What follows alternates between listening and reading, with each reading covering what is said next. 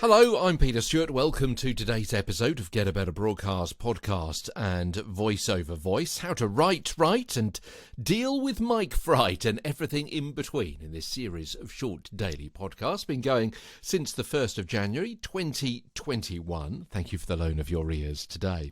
So what we're talking about today is reading scripts from a screen. And back in 2020, I started to read radio news bulletins from a screen for the very first time.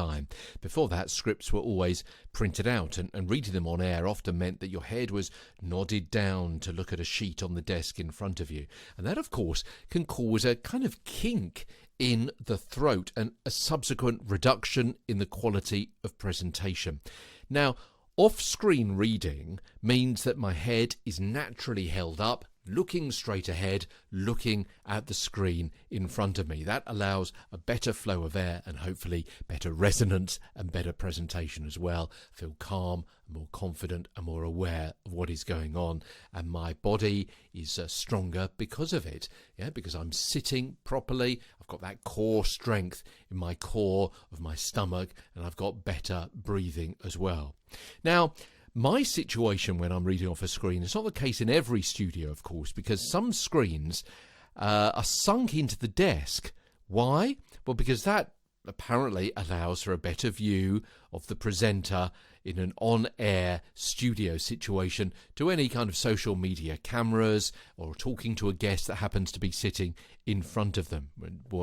So things are being set up for other people, a viewer on social media or a guest, rather than the presenter or rather than people listening at home, which makes things rather difficult. If your screen is sunk into the desk, again, what you've got is you're looking down, you tend to slump a little bit more, you get that kink in your throat as you bend your head down to look at the script on the screen sunk into the desk.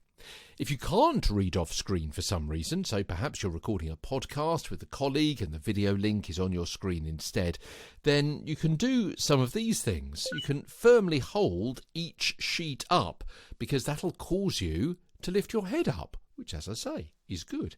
Or you can prop your script against the screen of your laptop. Now, I've done this several times. You can still see your video, and your own camera is not obscured because that's right at the top and right in the middle. It also means that when you glance to one side to read or ad-lib from a script or from your notes, your eyes aren't very far from the lens, so you'll still appear to be connected with your audience. Or also you could have your script on a second electronic device, perhaps on an adjustable arm or gooseneck, or printed out and on a script rest, or even, if you're standing up, a music stand as well.